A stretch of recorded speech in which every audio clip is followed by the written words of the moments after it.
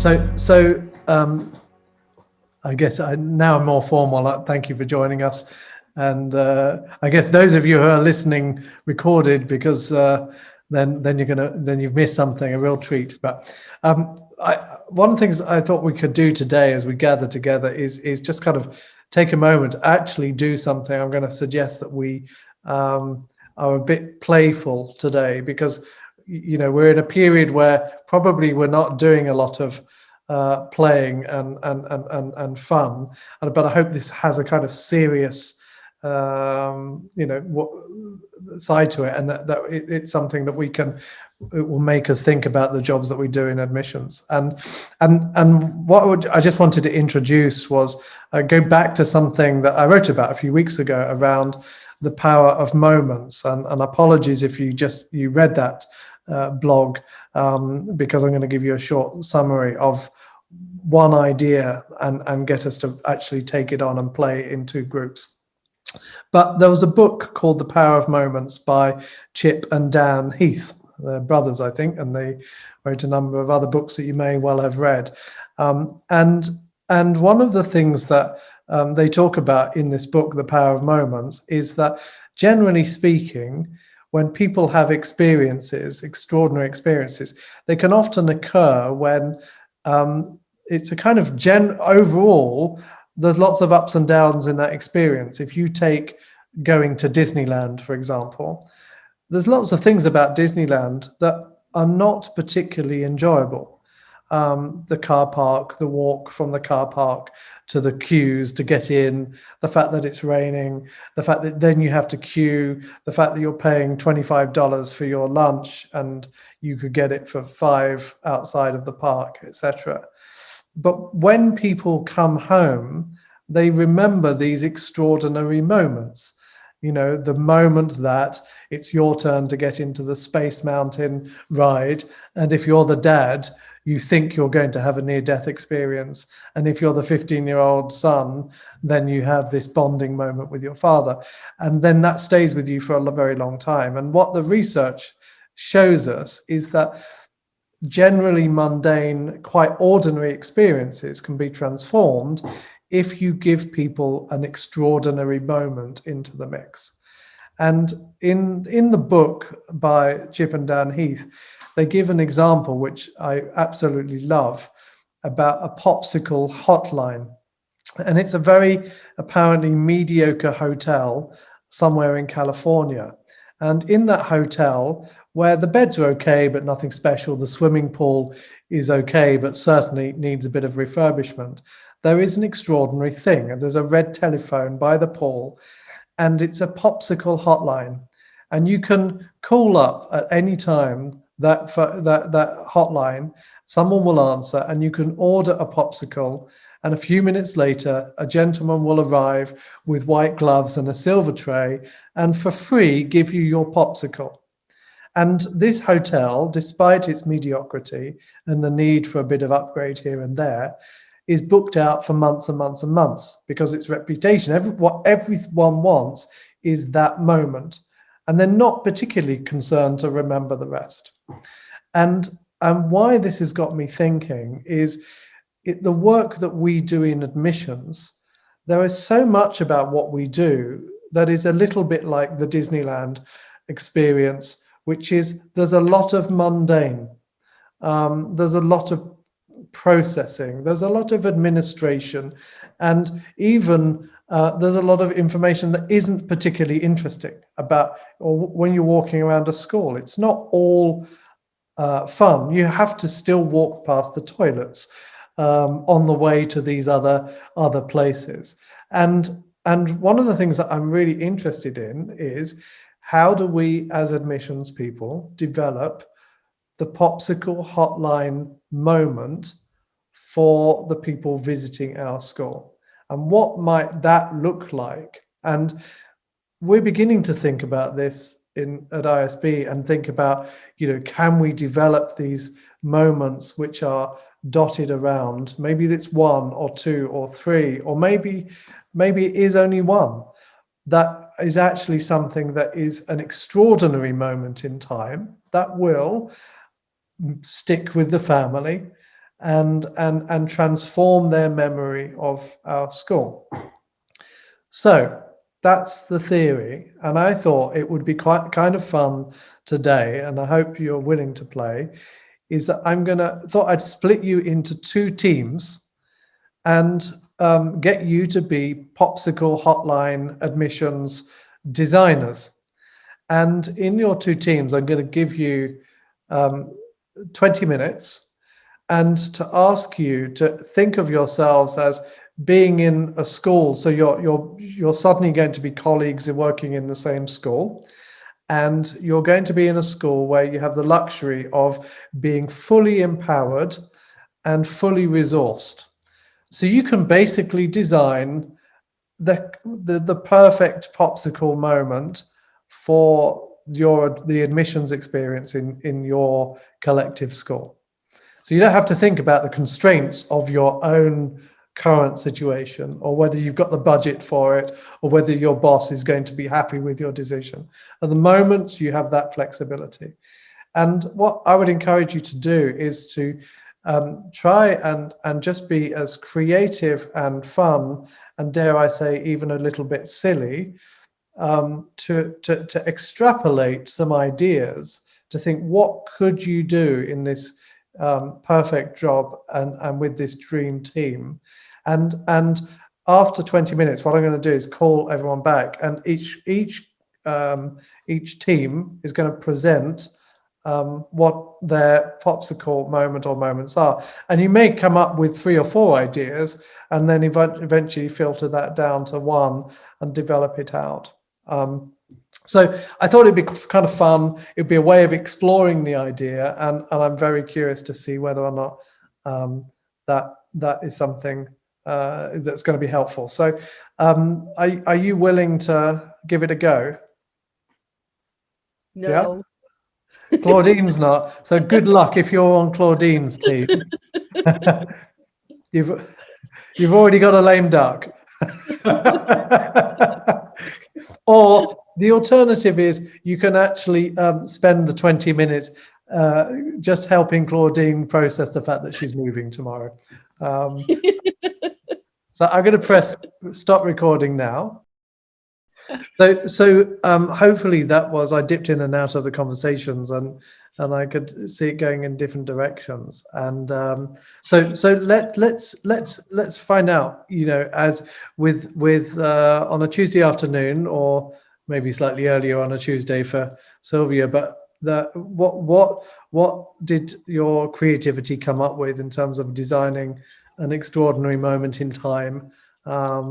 Maybe can someone from each group say something about what were some of the contenders and what was the moment that you struck upon that in an ideal world as a dream team you would want to go off and develop? Well, should we start? Yeah. So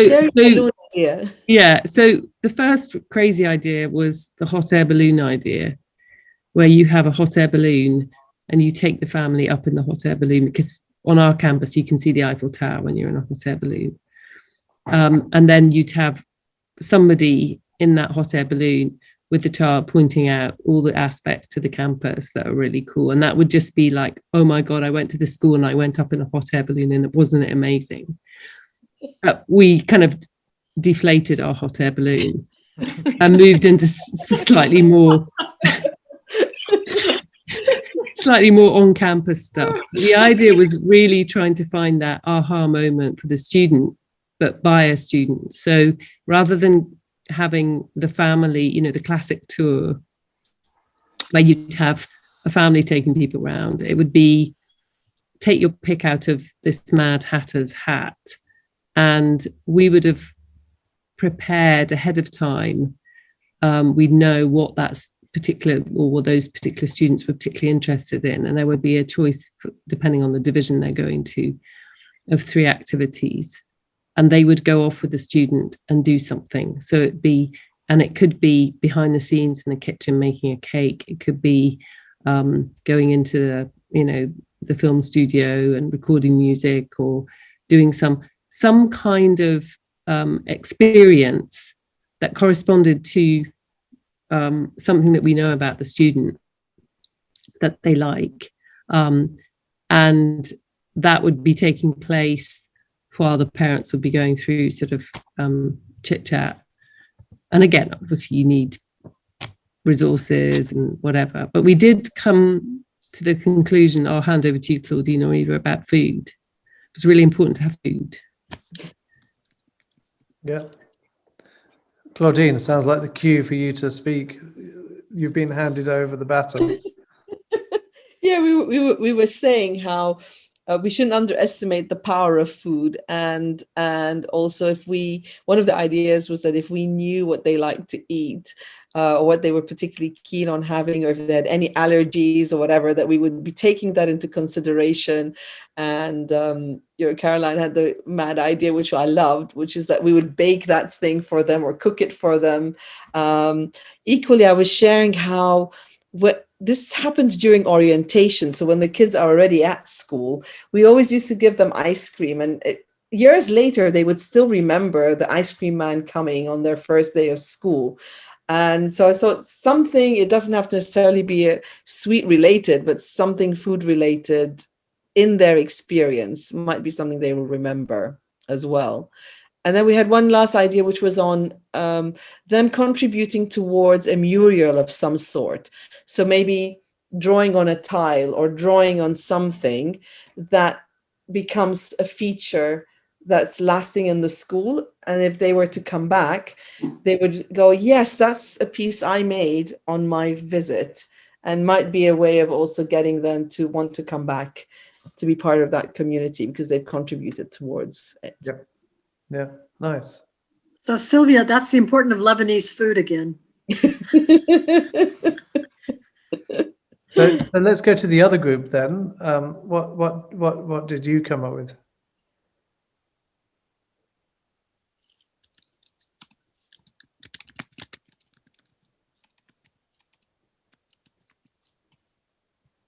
We were thinking what would make the family feel valued, and we were thinking that we would make their arrival to school feel special. We would have a reserved parking spot for them with their name on it.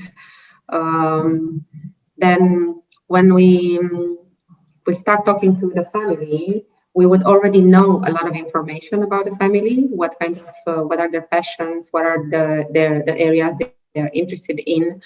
And if we would have a special button, like the red button, we would bring into the conversation in the room a relevant child or a relevant teacher who had amazing experiences in that area, and they can share with the child or with the parents those relevant experiences. We said that the power of role models, it's always an important one. And if they would be able to meet an award-winning swimmer or an award-winning mathematicians or an artist or in the school during their visit, that will make them feel special, and they will remember that they met those people in school, and they will associate the school with those role models. Interesting. Yeah, I think we also brought up at some moments the links to try to create a conversation or any kind of memories related to the origins of the family. I think it's the same thing what Christina said, that we need to gather as much information as we can about the family before we meet them. So then we had the example from Mary, coincidentally visiting the Hungarian prime minister, former prime minister, your school. That was a coincidence for me as well. So I think we brought up the links to somehow try to link the conversation and the narrative and the whole experience to the origins of the visiting family, because we talk about international schools, so we have a wide range of diversity group visiting the schools. And the other thing was in my mind now, I forgot that. Yeah, the food thing. Yeah, that is also attractive, and not celebrities, but some famous people who are involved in one way or another with the school. It is also a powerful memory for families if we somehow bring up that experience that we have relations to a certain sport team or a famous person in some different fields. Yeah, basically these the things that Christina said, but in more concrete manners. I think the nationalities and celebrities we like to mention when we get to the marketing or to the first tour on campus. So that, thank you for playing with those ideas and a few reflections from what you've said. One of the things that I was thinking about in some of the things you were talking about is that there are some, if you like, elements that are connecting some of those ideas. You know, that maybe we can start breaking down these extraordinary moments or categorizing them because they connect to deep parts of our human psyche. It may be our need for nostalgia. It may be the wish for surprise. It may be something around connection, and certainly for a family, we know very well that even if we just take the idea of connection, that a family wants to feel somehow remembered, connected, important to you. Even something as simple as we found in years gone by, having, you know, a sign with their name, welcome Mr. and Mrs. or family X, makes all the difference in the world. It's like, oh my goodness, how did this school realize that our name was Willows? And it's not the most complicated thing in the world, but it has a really powerful impression when you see your family name up on a wall. It's like magic. It's like wizardry, and yet it produces this sense of, I'm remembered, and they are expecting me. And one of the things that it reminds me as well of an idea that when you talked about food, there's some friends of ours who work in the Netherlands, and they run a childcare series of facilities in the Netherlands for international expats living in the Netherlands, and they've created this childcare concept that is full of these extraordinary moments. And I'll give you a couple of examples. One is, they know that if you're dropping off your child and you're an expat, you may often be on your way to work or on your way to the airport. And so what they do is that they have in each one of their nursery facilities a small area which is where you can have breakfast with your child in the daycare center, and they have fresh croissant every day. The fresh croissant themselves don't cost very much, but the premium that a parent is going to pay to have that opportunity to have breakfast with their child is huge. Another example is from the same organization, is they understand that if you're an expat away from home, one of the things that your child will miss is the grandparents cooking. And so routinely what they do is they ask the family to provide grandmother or grandfather's best recipe that the child loves. And every now and again, the chef who creates fresh food for the children every day will create the Italian grandmother's pasta recipe from Bologna, and that will be the lunch for today. And so they're establishing this routine and this strong sense of connection to create these extraordinary moments. So Claudine, I think you're absolutely right. Food gets to the heart of most of us, and it creates that very special connection, which is more than just nourishment. It's something that is a real sense of feeling that we are welcome and we are home.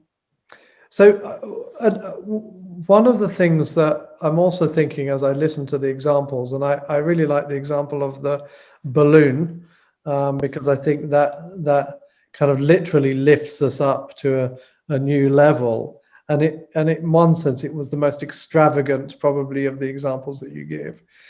And one of the things before we leave, and I know Eva probably has to go quite soon, but a question about what are the structures, or are there structures in place in our schools that are allowing us to think about and design these extraordinary moments that may be simple or may be complicated, but is there an intentionality about the work that we're doing to design these moments, or are there hurdles, and can we identify one or two hurdles that just stop us ever getting to that point of giving ourselves over to this kind of design work in admissions?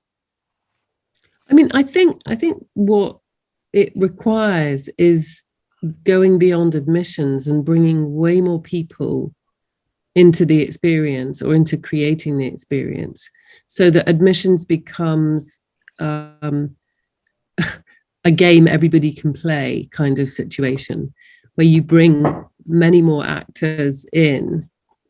And I think that makes it more possible, but it does require, incredible flexibility and manpower.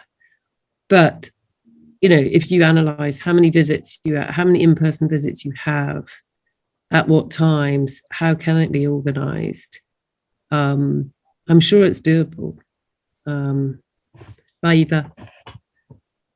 Sorry, I have to run. Bye, everyone. Thank you. Bye. Nice to see you. See you next time. Bye. Bye. I don't know, but I think it's worth.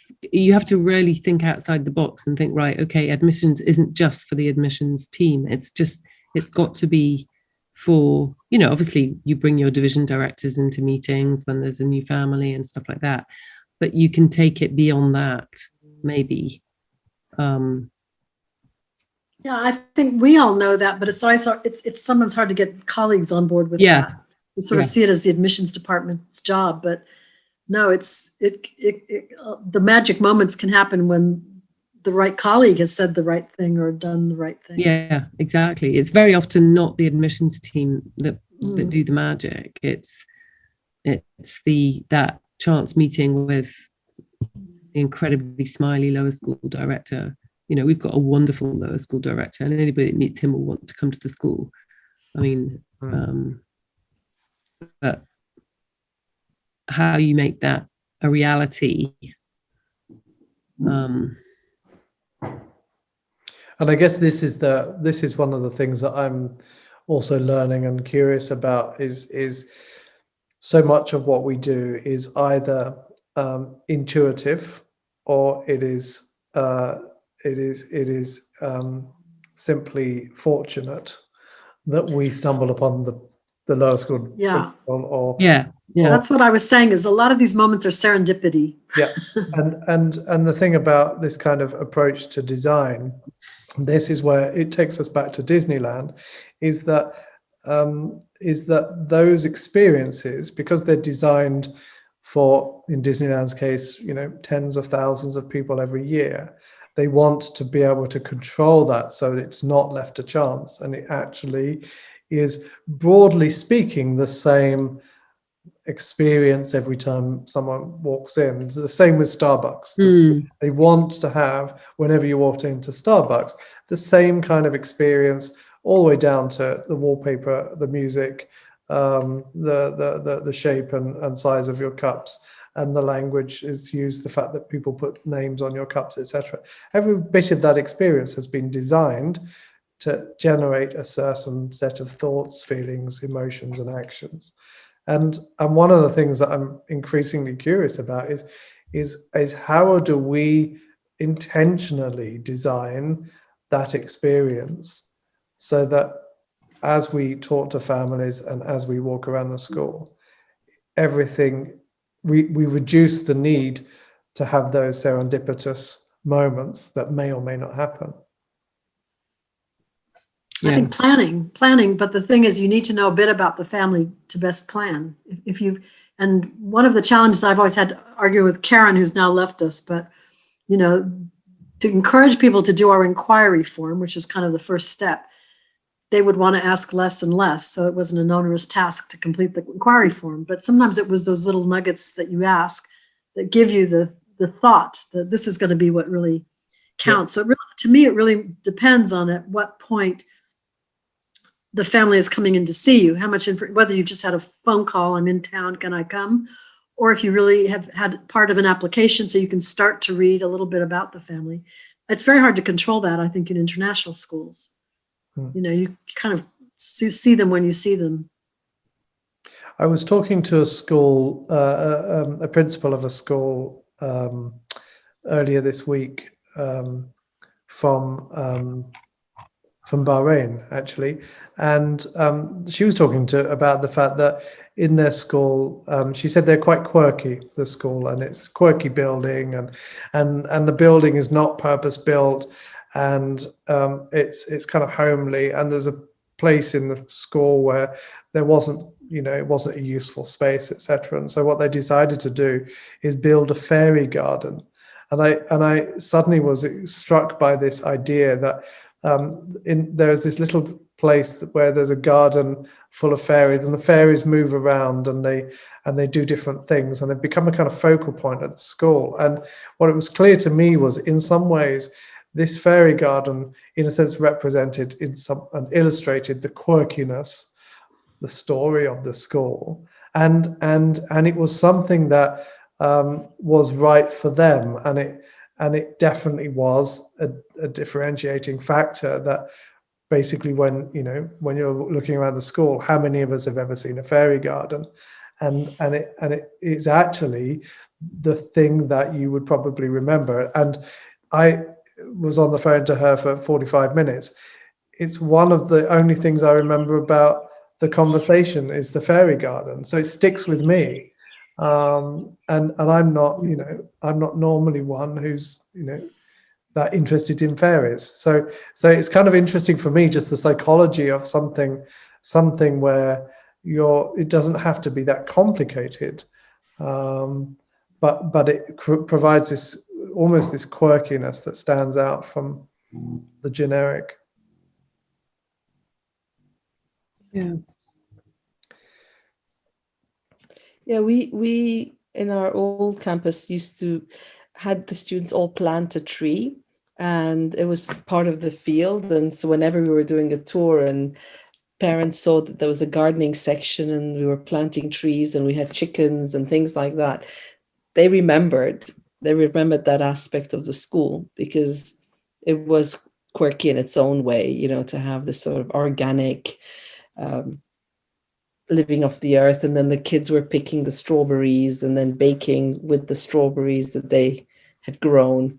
That was very much a big feature. That is so culturally laden, that whole proposition, because, we've got a fairy garden, and I show it to parents when we're in the fairy garden area, but it's not, I've never thought of it as the memory moment. But for some people, that's quite cute. And for others, it's like ridiculous. And so that's the problem, I think, with the diversity in our schools, is that what works for one family is not going to work for the next one.